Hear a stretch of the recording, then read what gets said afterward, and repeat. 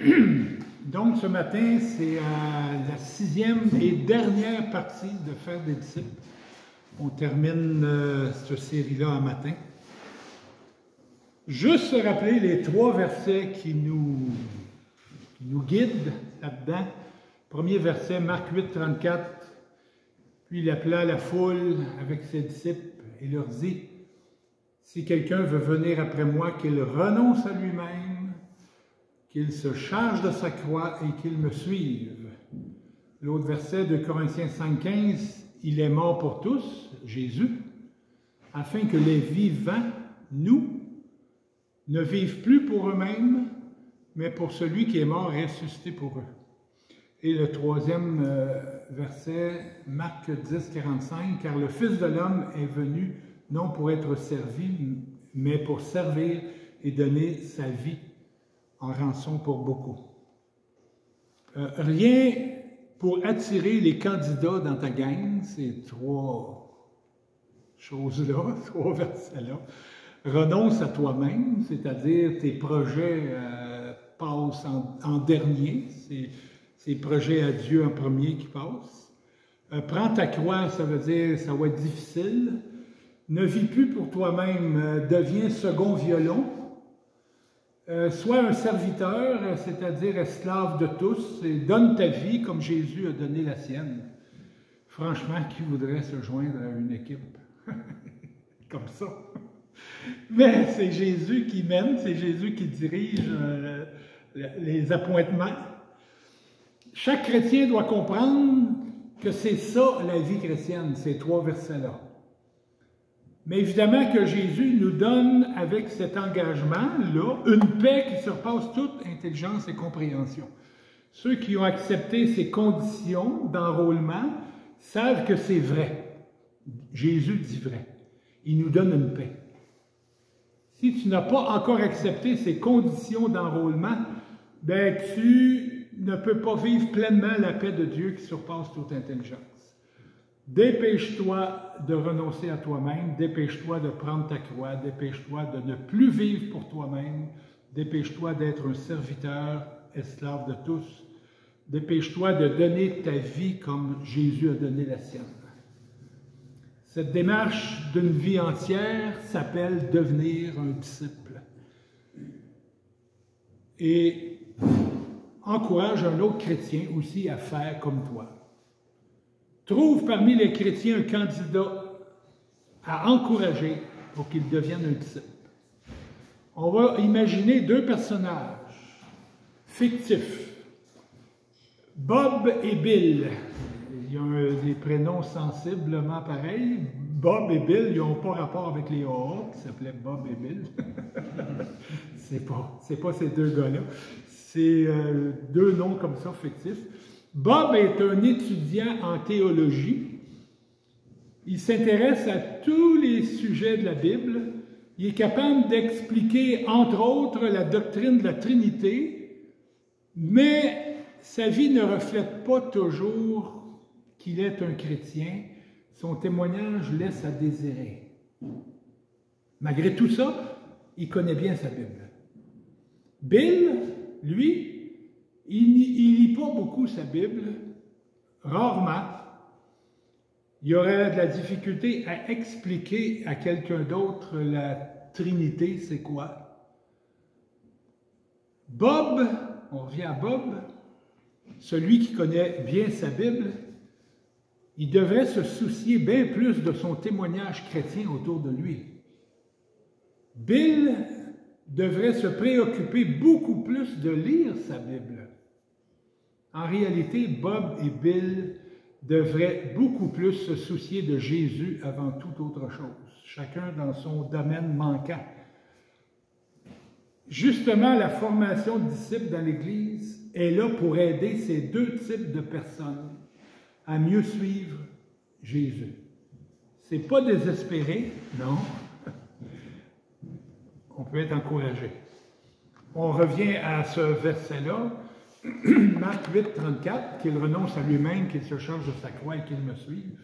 Concrètement, ce verset dans la vie de Bob, celui qui connaît très bien sa Bible, ben, ce verset-là devrait l'encourager à s'oublier lui-même et aimer davantage les gens qui l'entourent.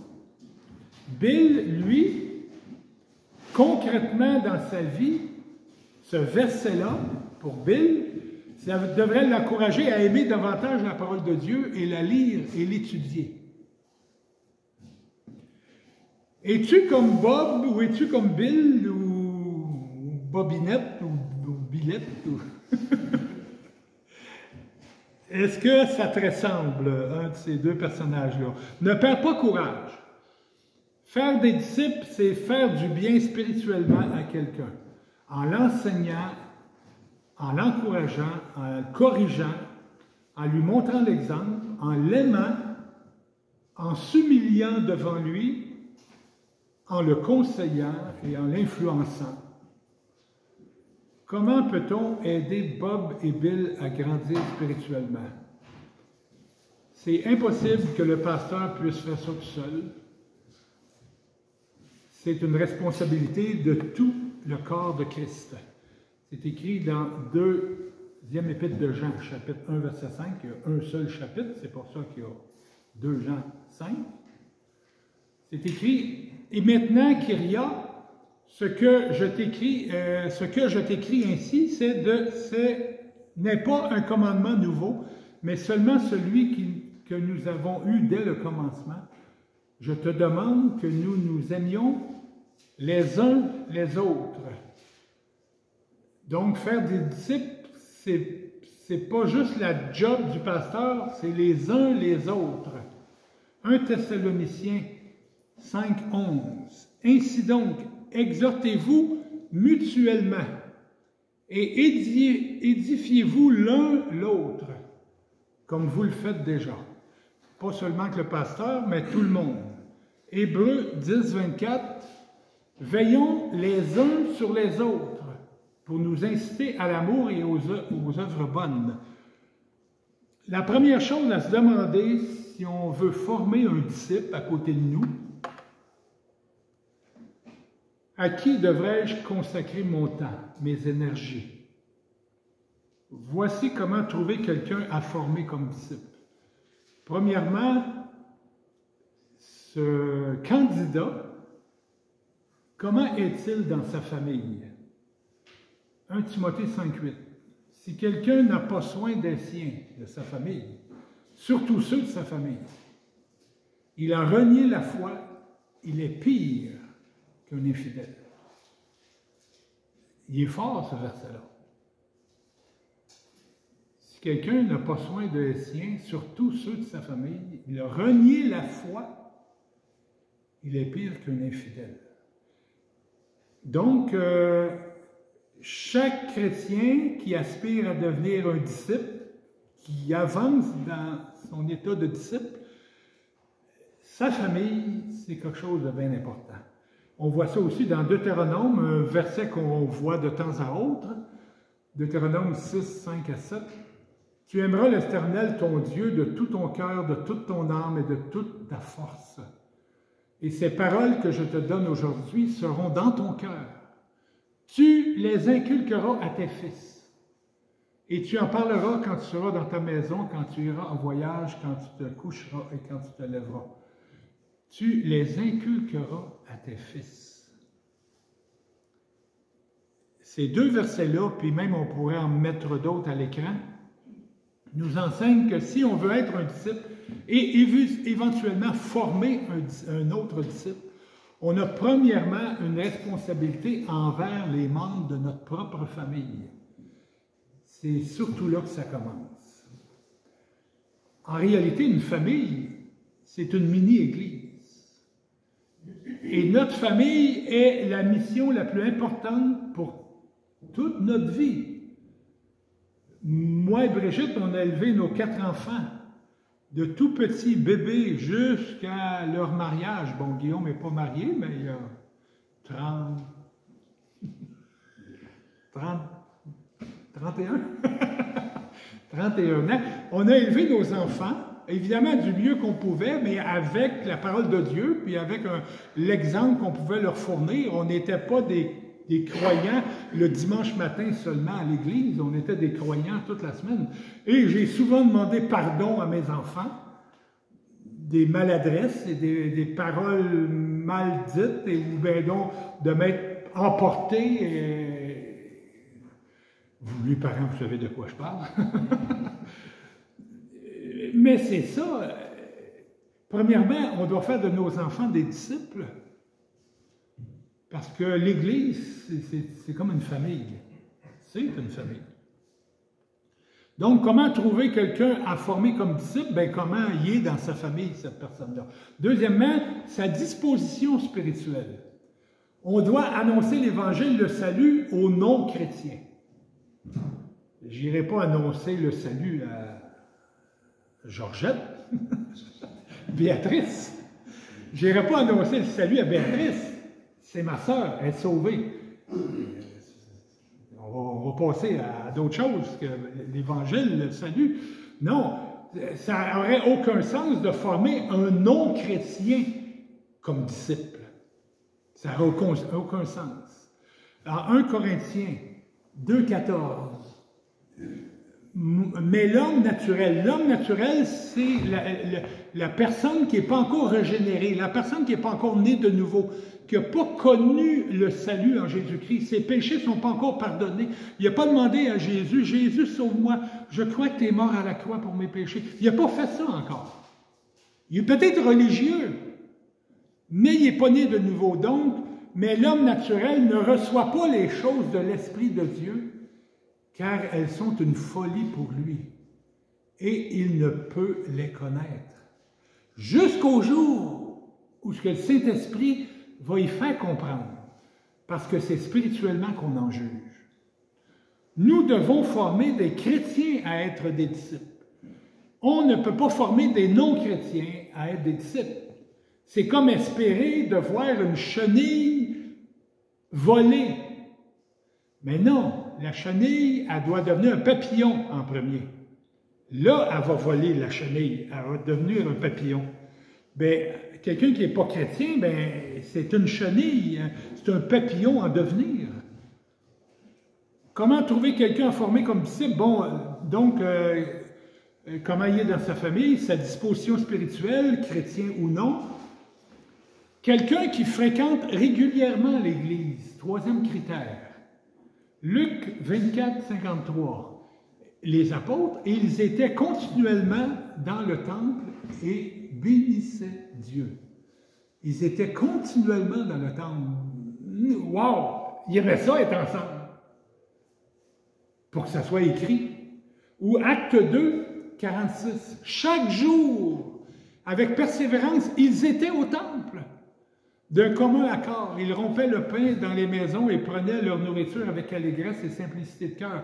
Oui, il faut dire qu'on est à la Pentecôte et c'est une grande fête juive. Et regarde, il y a beaucoup de Juifs qui sont venus de d'autres nations extérieures en Israël. Ils sont venus à Jérusalem pour la fête de Pâques et ils restaient 50 jours jusqu'à la fête de la Pentecôte. Et là, on sait ce qui s'est passé à la Pentecôte après la résurrection.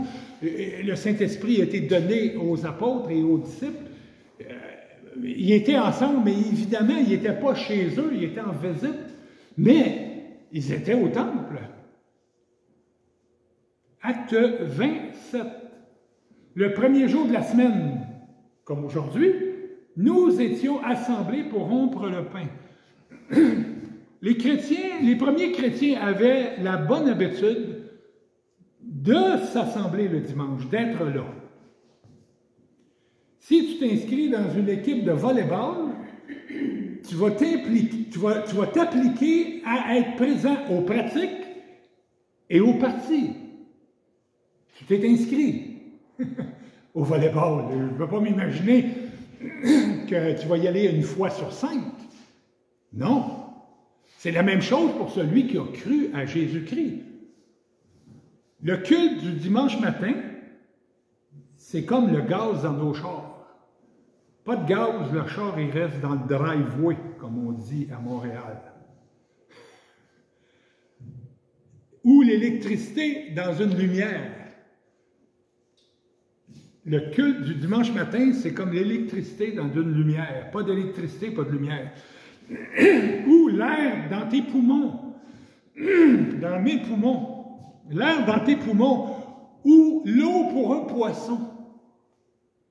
Le culte du dimanche matin doit être la priorité absolue dans ton agenda. Priorité absolue.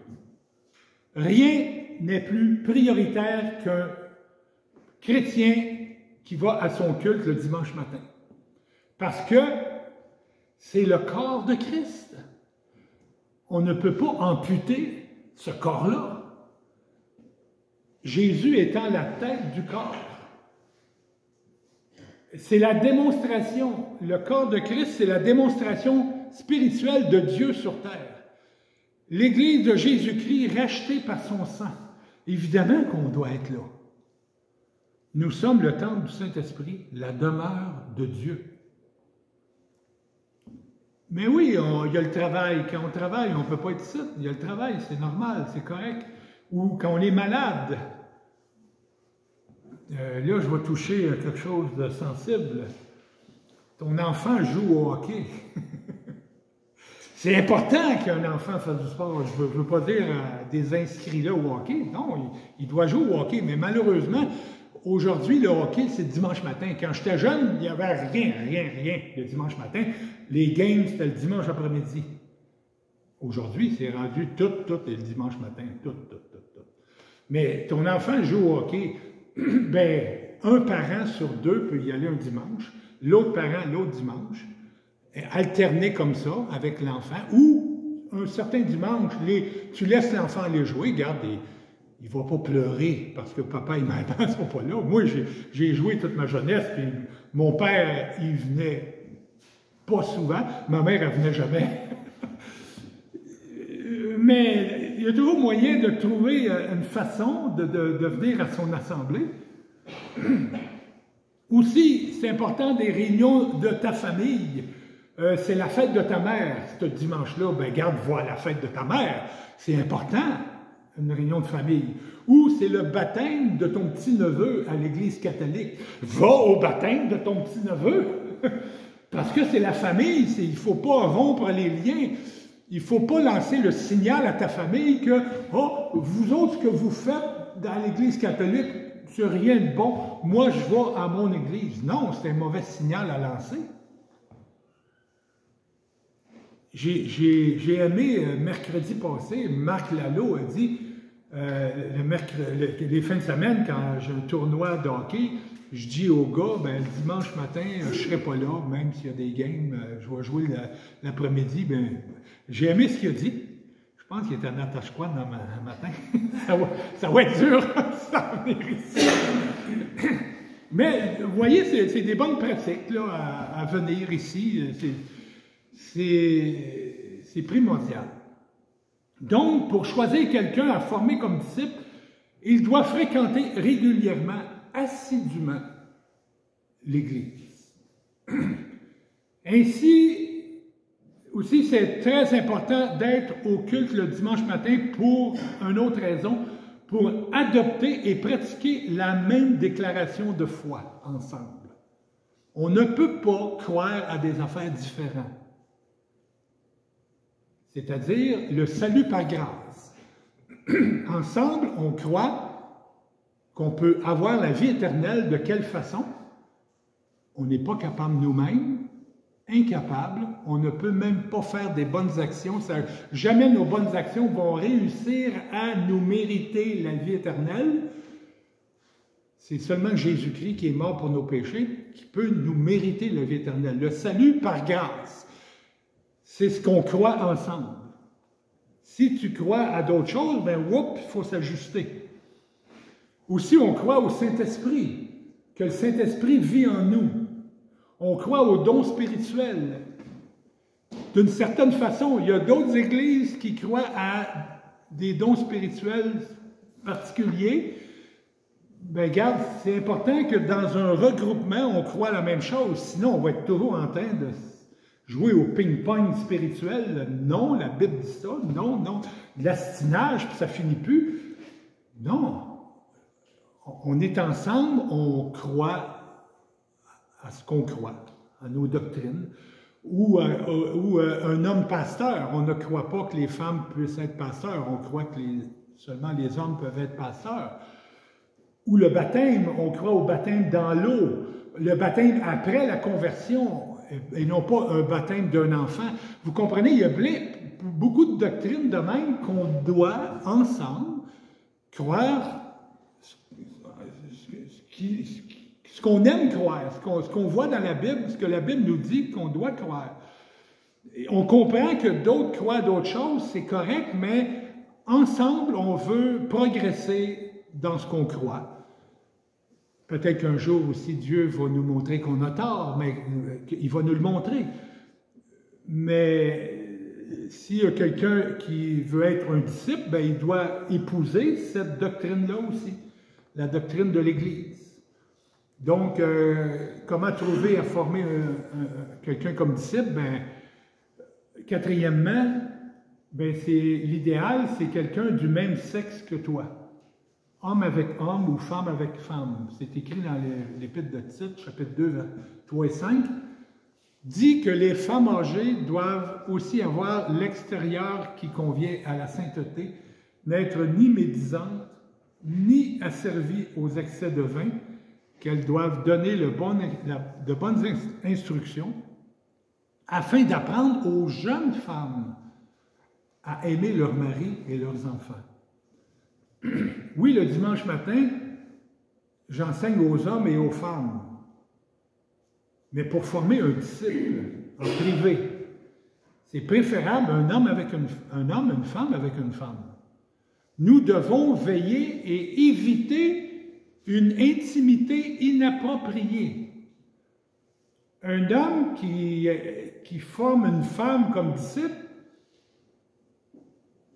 ça peut faire quelque chose qu'on n'aimerait pas. Ça peut créer une intimité inappropriée. Donc, on veut éviter ça. Ben, comme le verset le dit, les femmes âgées instruisaient les jeunes femmes dans les choses de la Bible, dans les choses de la vie. Aussi, cinquièmement, quelqu'un de plus jeune que nous, on le voit là, les femmes âgées avec les femmes plus jeunes. Habituellement, quelqu'un avec plusieurs années de vie chrétienne, comme moi, là, ça fait 47 ans, je suis chrétien, ben, si j'avais quelqu'un que je voudrais former, mais ça serait un homme plus jeune que moi, parce que quelqu'un qui se convertit, bon, quelqu'un peut se convertir à 60 ans, 75 ans, oui, mais généralement, si les gens sont plus jeunes, si un pasteur a 35 ans, dans l'Église, il va enseigner à des gens plus âgés que lui, c'est normal. Mais un à un, c'est préférable un plus vieux avec un plus jeune. Sixièmement, quelqu'un d'une culture différente que nous. La puissance de l'Évangile se démontre par l'unité dans différentes cultures. Pour ça, il y a beaucoup de versets, je vais lire dans la Bible. Éphésiens chapitre 2.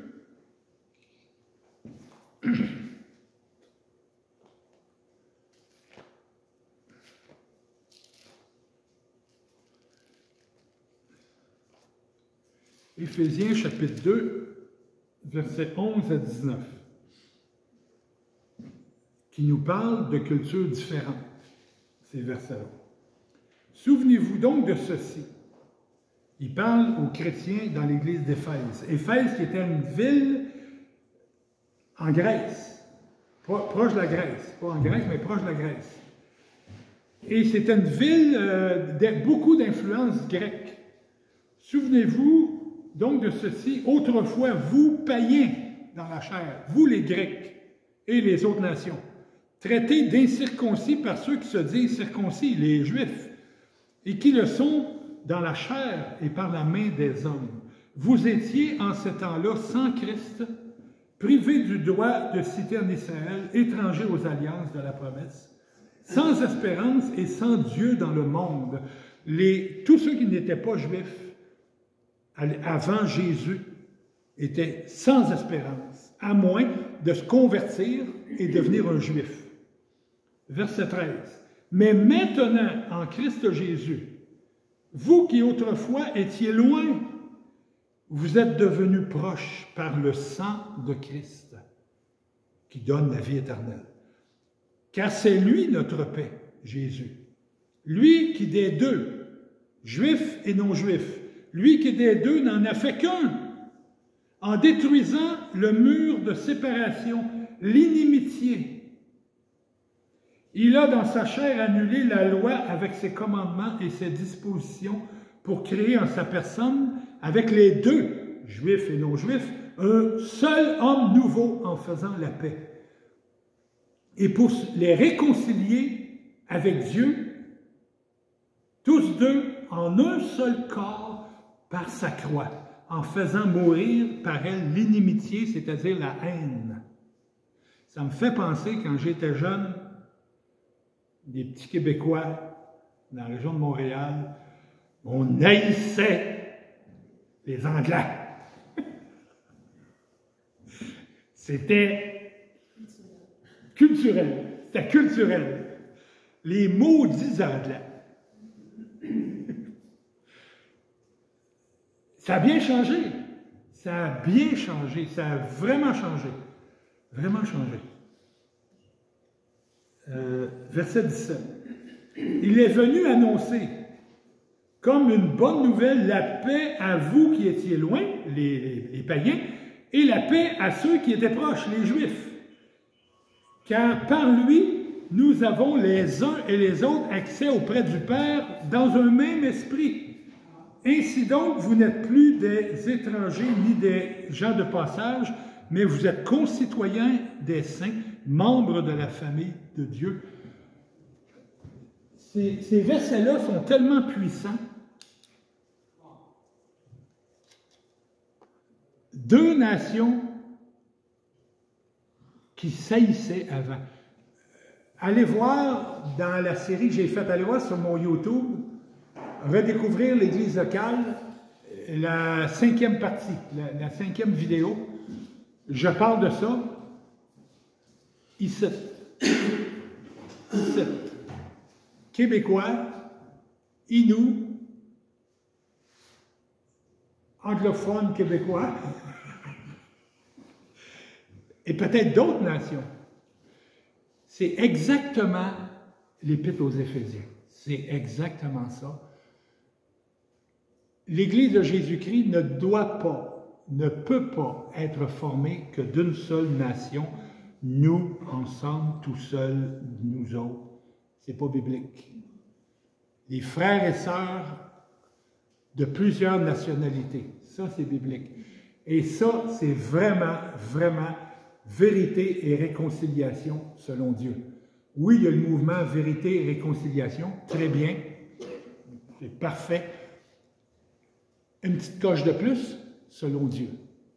Le sang de Jésus-Christ qui a coulé à la croix a enlevé nos péchés à nous tous. On est tous enfants, fils et filles de Dieu. Et un jour, on va être éternellement ensemble dans la nouvelle terre, la nouvelle Jérusalem. Toute nation, toute langue, toute tribu, ensemble. Bon, redécouvrez l'Église locale, la 5e partie, allez voir ce message-là. Donc, Éphésiens, juifs et non-juifs, qui se haïssaient depuis des siècles, sont maintenant dans la même Église, frères et sœurs, unis par le sang de Jésus. Formés comme disciples, quelqu'un d'autre, d'une autre nationalité, ben, ça aide à briser le racisme. Comment trouver quelqu'un pour former comme un disciple? Ben, aussi quelqu'un d'enseignable. Ça prend quelqu'un qui est enseignable. Psaume 25, verset 9. Il fait cheminer les humbles dans la justice. Il enseigne aux humbles son chemin. Ça, c'est enseignable. Humilité. Proverbe 11, 2. Quand vient l'orgueil, vient aussi l'ignominie. Que c'est ça, ce mot-là bizarre? L'ignominie, c'est la honte. Quand vient l'orgueil, vient la honte. Mais la sagesse est avec les humbles. 1 Pierre 5,5. De même, jeunes gens, soyez soumis aux anciens, dans vos rapports mutuels, revêtez-vous tous d'humilité, car Dieu résiste aux orgueilleux, mais il donne sa grâce aux humbles. Ne perdons pas de temps à essayer de former quelqu'un qui pense tout savoir. Il faut former celui ou celle qui est enseignable. Et nous aussi, on doit aussi être enseignable. Le 8e, comment trouver quelqu'un à former comme disciple? Bien, quelqu'un qui va à son tour, lui aussi ou elle aussi, former d'autres disciples.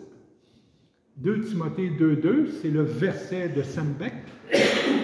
Sembec, qui est le séminaire des Églises baptistes évangéliques du Québec, qui forme des chrétiens pour devenir missionnaires, pasteurs ou d'autres occupations dans l'Église. Et ce que tu as entendu de moi, dit Paul, en présence de beaucoup de témoins, confie-le à des hommes fidèles qui soient capables de l'enseigner aussi à d'autres. Quand on fait des additions, à l'école, on apprend à faire des additions. 2 plus 2, ça fait 4. 9 plus 3, ça fait 11.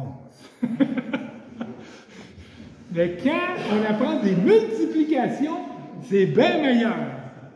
9 plus 3, ça fait 11. Ça fait 12. Maintenant, c'est gênant. L'humilité un peu. Il a fallu que je prenne ma calculatrice pour voir 9 plus 3 qui fait 12. 9 plus 3 fait 12, mais 9 fois 3, 27. Là, je l'ai. C'est bien mieux des multiplications. Ça donne un chiffre plus gros que des additions. Donc, c'est ça l'idée de confier à des hommes fidèles qui soient capables de l'enseigner aussi à d'autres. C'est de la multiplication au lieu de l'addition. Moi, je fais un disciple, paf. Moi, je fais un disciple, paf. Mais non, je fais un disciple, puis lui, il en fait un autre, puis un autre, puis 2 autres. Puis... Et ça, c'est vraiment merveilleux. Et finalement, comment trouver quelqu'un à former comme disciple? Bon, premièrement, je les répète, comment il est dans sa famille, cette personne-là, sa disposition spirituelle, chrétien ou non, quelqu'un qui fréquente l'Église régulièrement, quelqu'un d'un même sexe, quelqu'un plus jeune que nous, quelqu'un dont la culture est différente que nous, quelqu'un d'enseignable, quelqu'un qui va à son tour former d'autres disciples, et finalement, ne pas gaspiller ton temps. Galates 6:10. Ainsi donc, pendant que nous en avons l'occasion, ça veut dire, il y a un temps là, précis. Pratiquons le bien envers tous et surtout envers les frères en la foi.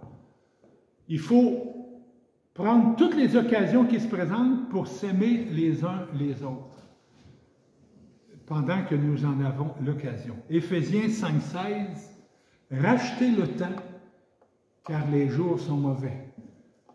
On doit racheter le temps, nous les chrétiens.